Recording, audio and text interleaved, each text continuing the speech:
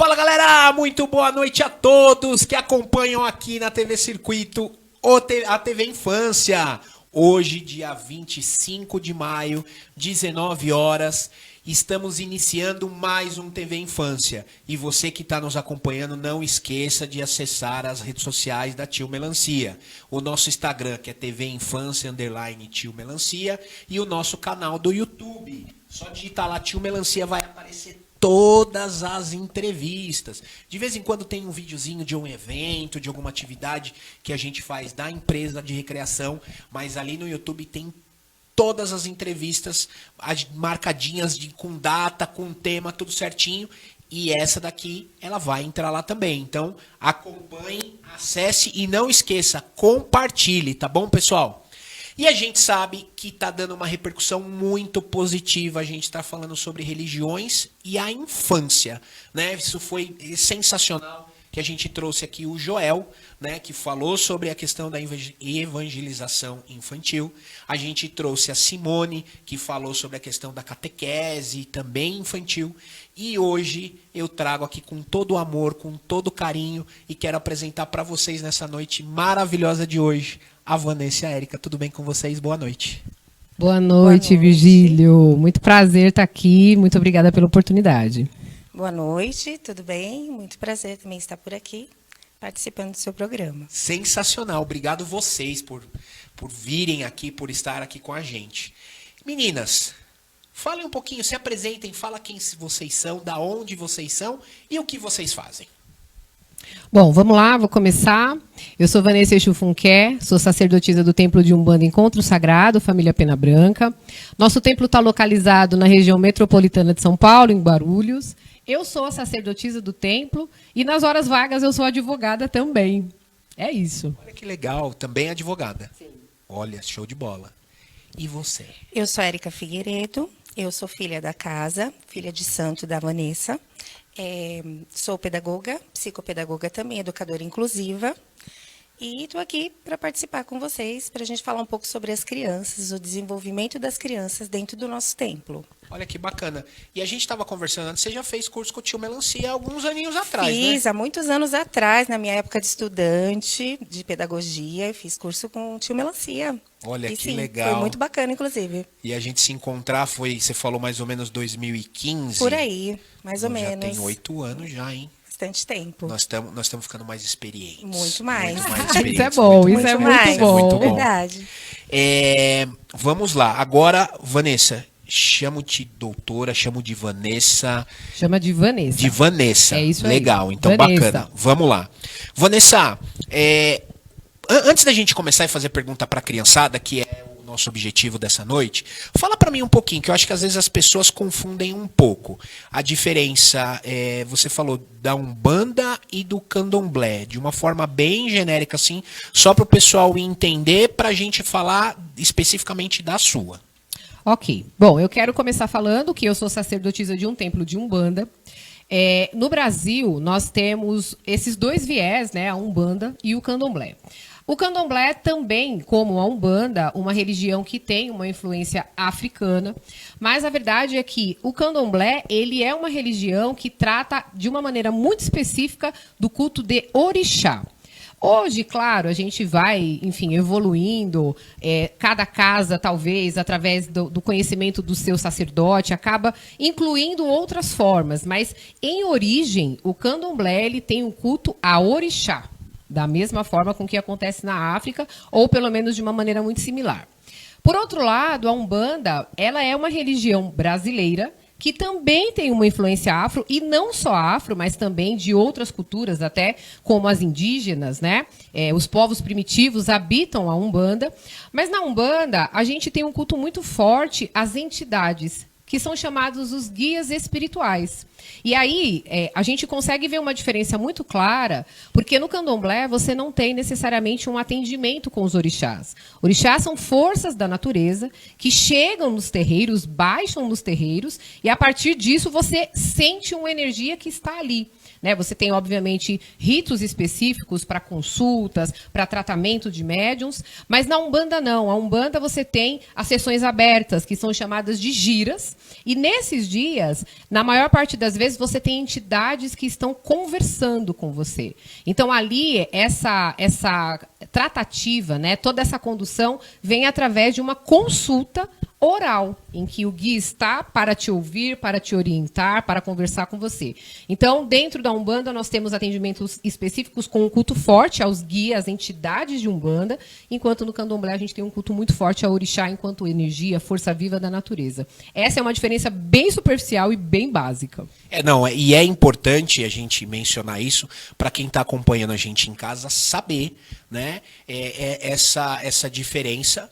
Claro, quando você acaba se tornando frequente, praticando, como qualquer outro lugar, tem as diversas aí, as diferenças.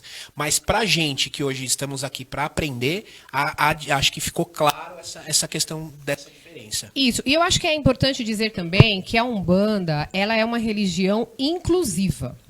Então, é muito natural que quando você vá, por exemplo, numa gira de Umbanda, tem muitas casas, e isso acontece inclusive na minha casa, a gente primeiro faz uma chamada dessa força do orixá. Ele também está inserido dentro da Umbanda, mas a Umbanda é uma religião voltada à prática com guias espirituais. E aí, na maior parte das vezes, são entidades que já estiveram por aqui, que já passaram, inclusive conviveram aqui no nosso mundo, e na maior parte das vezes tem um critério de evolução e chegam justamente para fazer uma orientação das pessoas diante das dificuldades que estão vivendo, mas num critério oral mesmo, né? Desse tete-a-tete, de conversa mesmo e orientação. Que bacana, que legal. Antes da gente continuar nosso papo, o que eu quero deixar claro para você aí que está em casa, que está assistindo a gente. Independente qual for a sua religião, respeite e respeito acima de qualquer coisa. Né? Não conheço. Então, vou ler, vou estudar, vou assistir e saber que as pessoas que praticam e frequentam religião XYZ, cabe a elas gostarem porque estão ali frequentando. E o que cabe a mim que não frequenta aquela religião? Aceitar e respeitar. Ponto.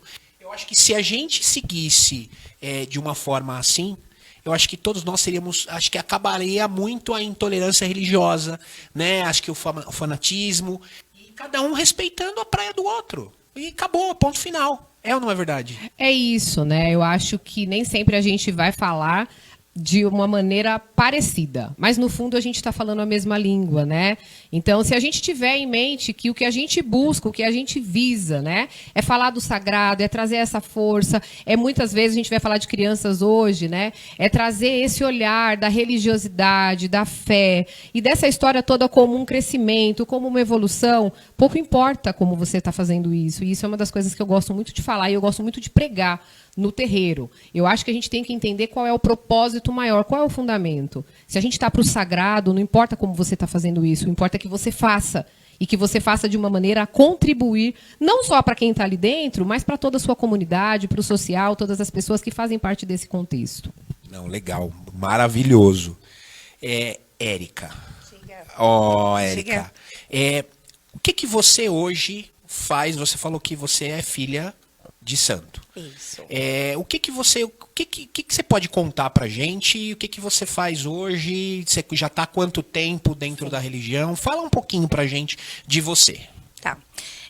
Eu conheci a casa, dizem que nós procuramos algo relacionado a Deus, as forças maiores, quando estamos passando ou por um processo de muito amor ou por um processo de dor, né? Confesso que fui através de um processo de dor. Eu conheci a casa, fui como visitante, as minhas filhas já faziam parte da casa, de toda aquela ritualística. Me convidaram para visitar a casa, fui, e foi amor à primeira vista. Isso já tem muitos anos, acho que mais ou menos uns 4 a 5 anos que vocês estão ali, né, mãe? Ali sim. Ali então, sim. mais um pouquinho, porque eu já fui na casa anterior, né, no outro endereço, então, mais ou menos assim, uns 5 anos. Me apaixonei, me identifiquei, me entreguei e estou lá até hoje. É o que eu falo ali, eu fui curada, espiritualmente, eu sinto isso. Eu sinto a força dos guias, eu sinto a força dos orixás, sinto a força daquela família que tem ali dentro, que são os pais, as mães de santo, os filhos da casa, né? Ali é uma verdadeira família, um acolhimento. Eu encontrei tudo o que eu buscava ali. E hoje me sinto muito bem, assim, bem completa nesse quesito, né, nessa parte espiritual. Procuro me desenvolver o máximo, ali me entrego de corpo e alma mesmo, de verdade.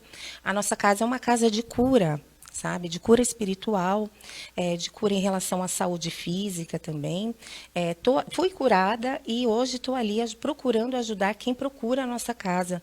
A nossa casa ela é muito procurada por vários tipos de pessoas que você pode imaginar. E quando eu estou ali, eu me dou 100% de verdade, porque eu procuro passar para as pessoas o que eu recebi ali.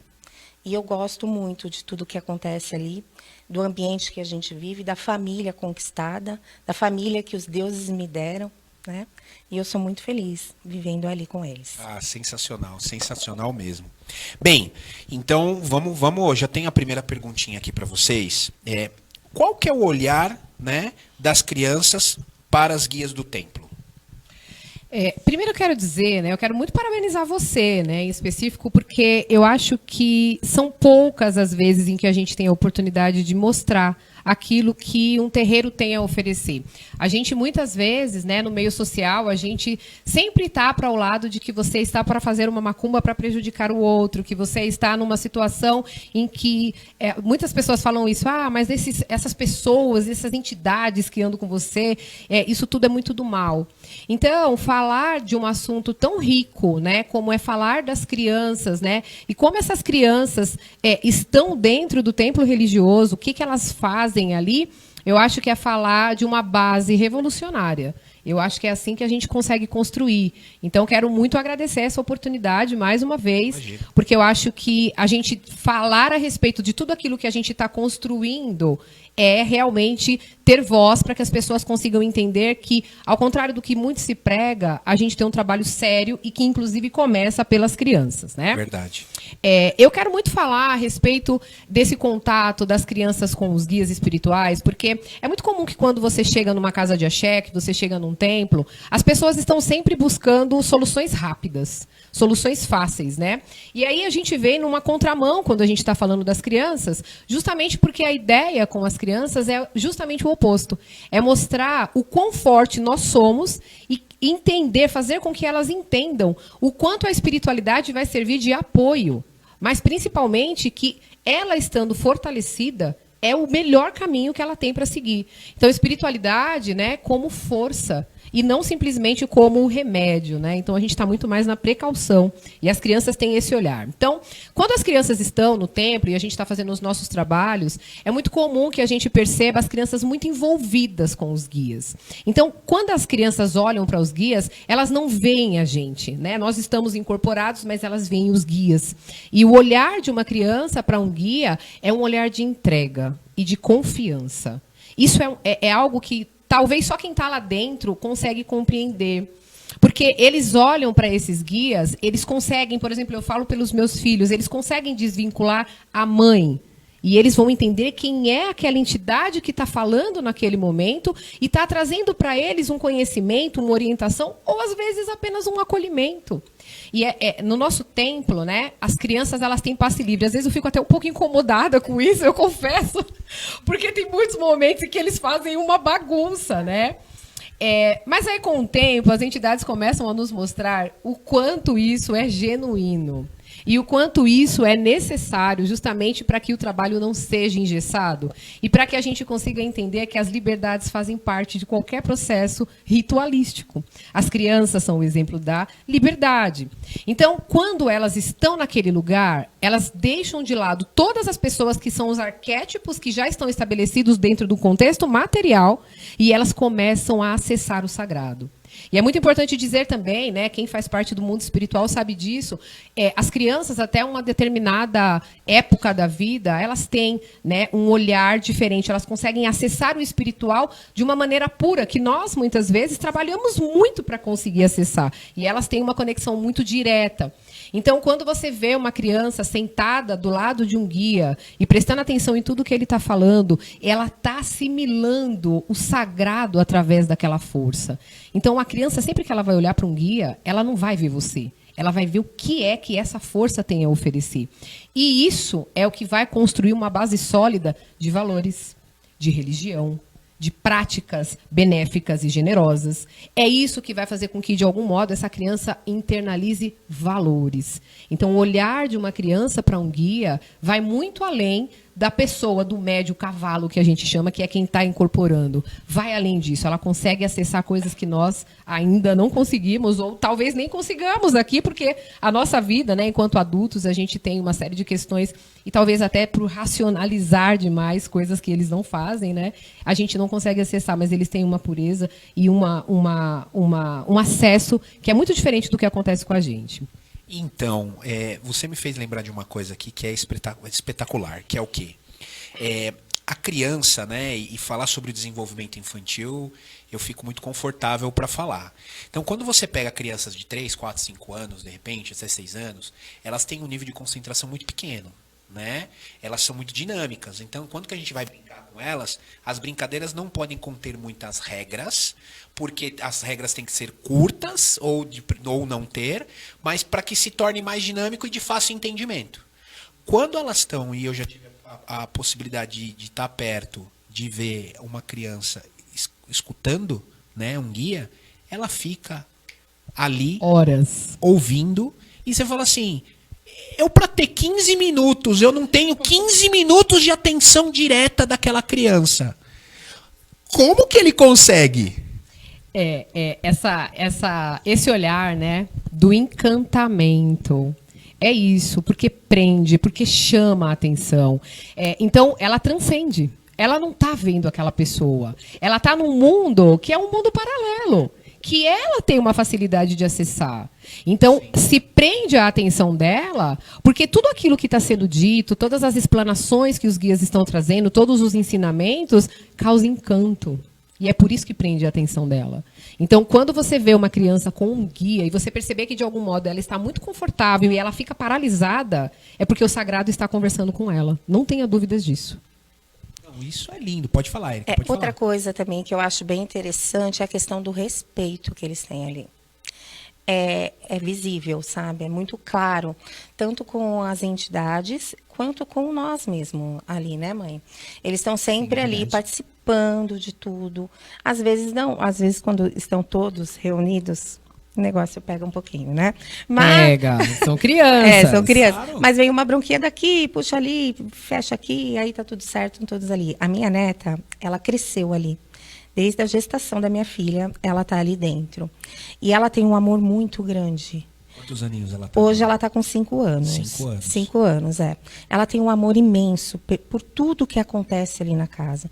Ela consegue identificar muita coisa ali que eu demorei muito tempo para conhecer, para ter uma noção. Pois ela não. Eu acho que desde bebê mesmo, né? Desde a barriga da mãe, ela está ali dentro.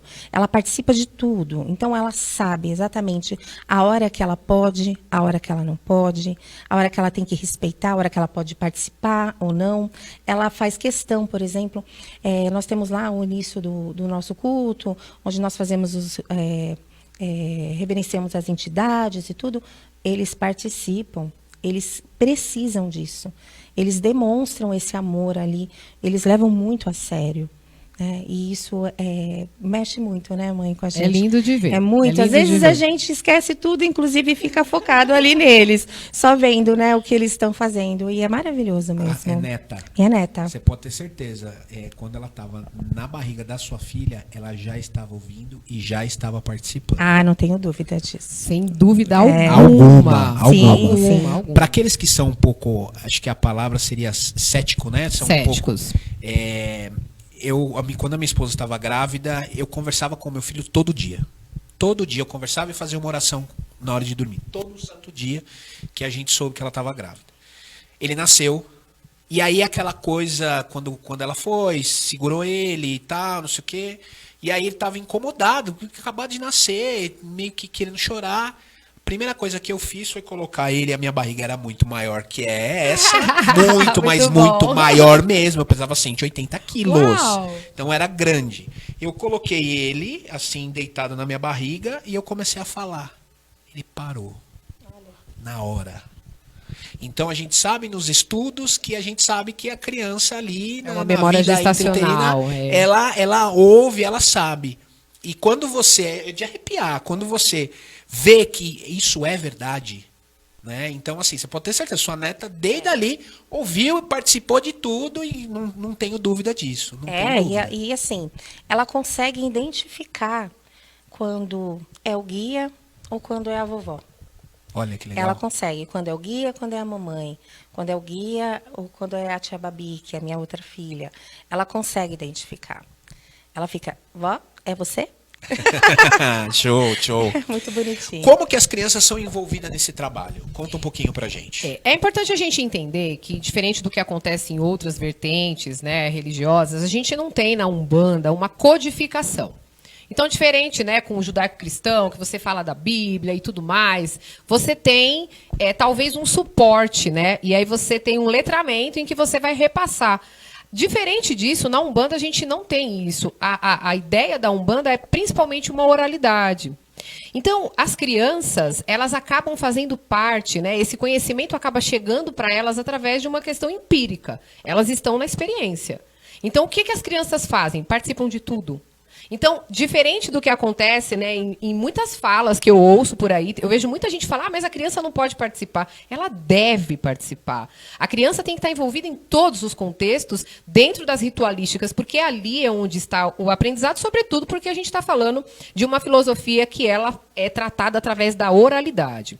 Então, a criança, ela começa desde muito pequenininha a ver um guia fazendo um banho de ervas, fazendo um descarrego, dando uma consulta, acolhendo, dando um abraço, simplesmente deixando o consulente chorar no colo dele. Então, ela começa a identificar quais são as práticas que existem no templo e aquilo que ela leva para a vida. Então, tem momentos, eu falo pelos meus filhos, tem momento que os meus filhos olham para mim e eles só falam, dá um abraço.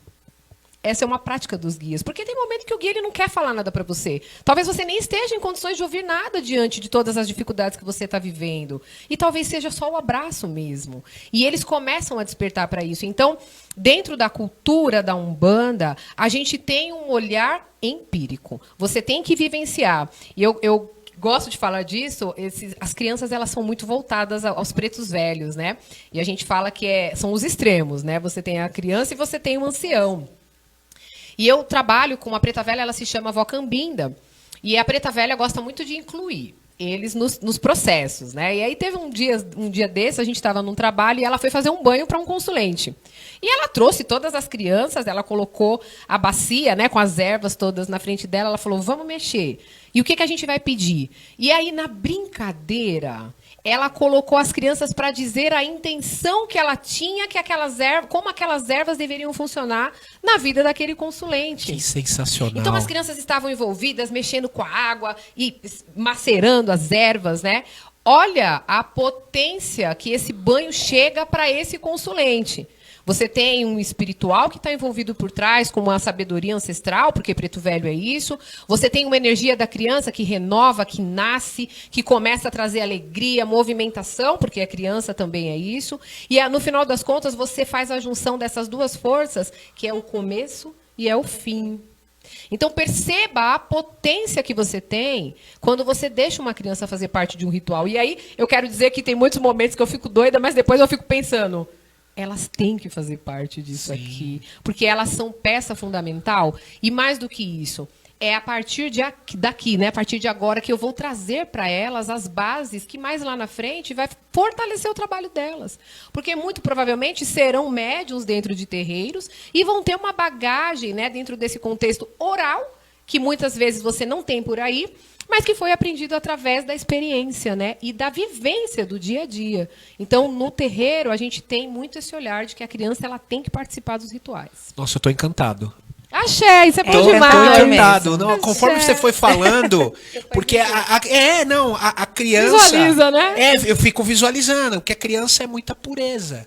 Então, aquilo que na hora da preparação, aquilo que ela vai trazendo, nossa senhora! Não, você imagina essas crianças falando, alegria, felicidade, Olha isso. leveza, brincadeira. Ou seja, se você é uma pessoa que você tá com um processo super difícil aí no teu caminho, tantas coisas estão acontecendo, olha essa energia chegando para você. Olha o que elas estão propiciando para você, dentro de um critério de uma pureza, né? De muita conexão com o sagrado. Sim. E assim, eles fazem isso de puro coração mesmo, com muito amor, muita disposição, se oferecem para ajudar. Eles são Se super oferecem. oferecidos. Posso fazer isso, posso fazer aquilo, posso pegar isso, posso pegar.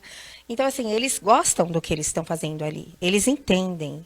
Eu acho assim, o mais curioso e o que vale muito é o fato deles tão pequenininhos já entendem exatamente o que está acontecendo ali, o processo.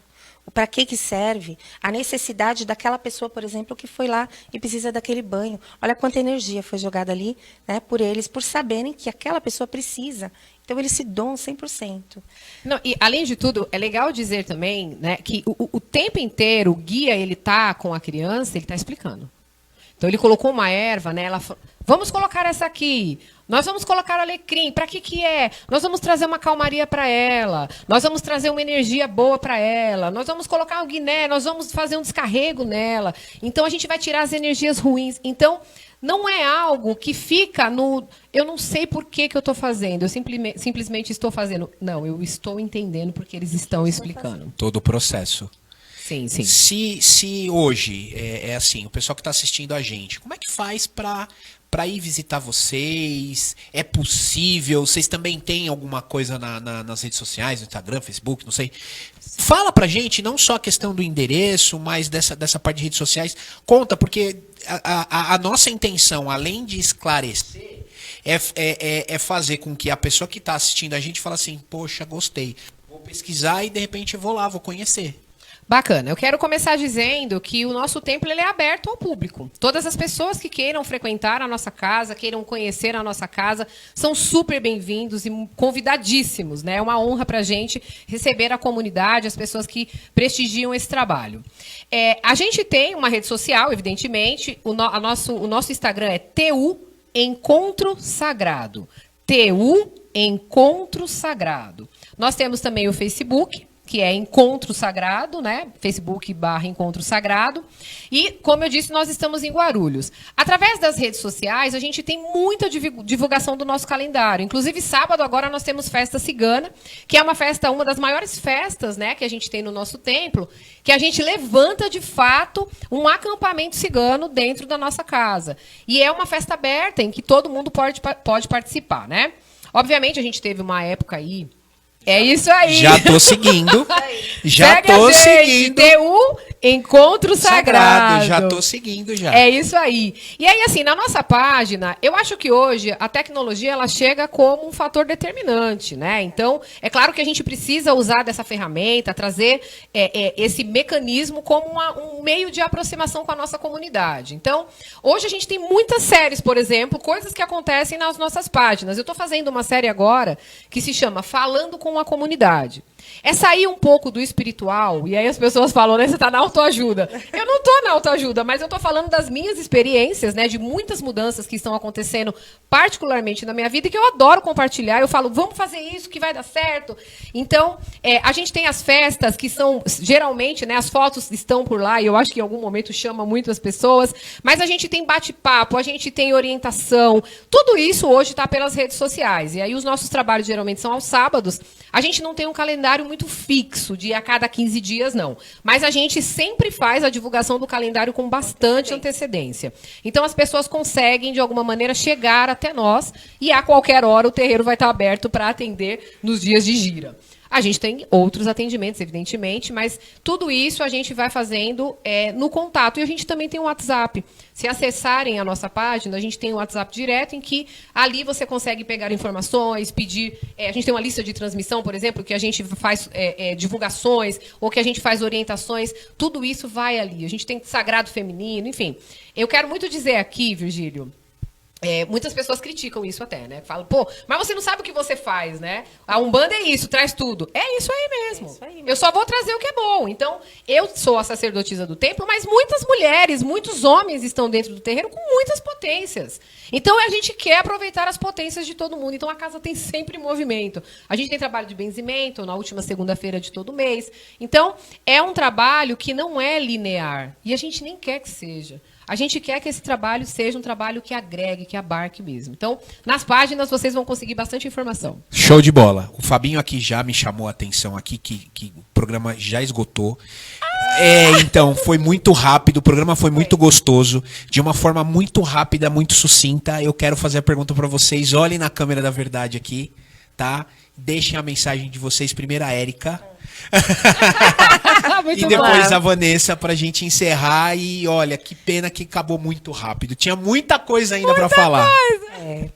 Bom, eu quero agradecer, tá, a você, a oportunidade de estar aqui, poder divulgar um pouco sobre o trabalho da nossa casa, o desenvolvimento das nossas crianças, né? Inclusive, não deu tempo de falar, mas se futuramente oportunidade, nós estamos iniciando um projeto com elas, Verdade, ficou né, lá faltando falar do no projeto. templo, muito importante, e isso não só para as crianças, como para adolescentes também, mas fica para uma outra ocasião. Eu quero dizer o seguinte, que família, né, essa é uma palavra que faz muito parte do meu vocabulário, família sempre, sempre, seja de sangue ou não. Família é muito importante, é o local onde devemos sempre procurar um aconchego, uma palavra amiga, né, um abraço, um local para a gente chorar, pôr para fora as mágoas, as alegrias. E família, essa é uma palavra que eu gosto muito de sempre tocar quando eu tenho oportunidade. Eu tenho uma família maravilhosa, tanto uma família de sangue quanto uma família que os deuses me deram. Por isso, faço questão de sempre falar de família justamente por ter uma maravilhosa. E é isso que eu tenho para dizer para vocês. E muito obrigada pela oportunidade. Bacana, bacana. Vanessa? Bom, eu acho que a gente precisa de mais pautas como essa, né? Falar de criança, falar dos idosos, da nossa ancestralidade, falar de uma maneira a desmistificar aquilo que muitas vezes a gente acaba levando nas costas por preconceitos, opiniões que muitas vezes são infundadas, e oportunidades como essa são incríveis para que a gente realmente comece a mostrar um pouquinho do outro lado da moeda, né? E eu quero também reforçar a ideia da família, e a família constituída a partir das grandes bases, né? Das crianças, do velho com a sua sabedoria, e entendendo que esse é o único caminho que a gente tem para mudar tudo que a gente tem lá fora. Então, muito mais do que a gente ficar o tempo inteiro numa queda de braço, dizendo que eu sou melhor ou você é pior, olhe para dentro da sua família, veja o que tem de bom nela, fortaleça as suas bases, e certamente você vai ter um futuro melhor, assim como você vai ter uma comunidade, uma sociedade igualitária, e que talvez a gente não tenha tantos problemas como a gente vem enfrentando até aqui. E, de algum modo, inclua nesse rol, né, da família, aquela família que você ganha, né, a família espiritual, e isso tudo com certeza vai fortalecer a tua vida, a tua família, e vai construir um futuro melhor. Muito obrigada pela oportunidade, viu? Obrigado a Também vocês. agradeço muito. De coração. O papo foi maravilhoso. E passou muito rápido. Muito rápido. Né? Passou Eu sei que mesmo. Passou. Deixa eu só falar essa. É rapidinho. Vai, manda. Fabinho vai me bater ali. Desculpa, Fabinho. Não tem problema. Pouquinho, Fabinho. A gente tem um projeto novo no templo, se chama Pequeninos do Axé. É um trabalho voltado às crianças, em que a gente quer incluir, de alguma maneira, as crianças nesse lugar, né, de participação, de conhecimento, de prática umbandista. A gente está com ele no forninho. Logo vai chegar nas redes sociais, então vocês vão ter a oportunidade também de participar com a gente. E aí, busquem lá na nossa rede, que com certeza vocês vão ter maiores informações. Então fica aqui o meu comprometimento de quando sair o projeto, me passa, que aí a gente menciona aqui no programa, faz uma chamada para ajudar a divulgar também. Ah, Ah, joia, obrigada. muito obrigada. Tá bom? Vai ser ótimo, muito obrigada. Meninas, muito obrigado. Beijo no coração de vocês. Obrigada. Até a próxima. Até a Pode próxima. ter certeza. Até a próxima. E galera que tá em casa, continue nos acompanhando. Beijo no coração. Fiquem com Deus. Tchau. Fui. Beijo!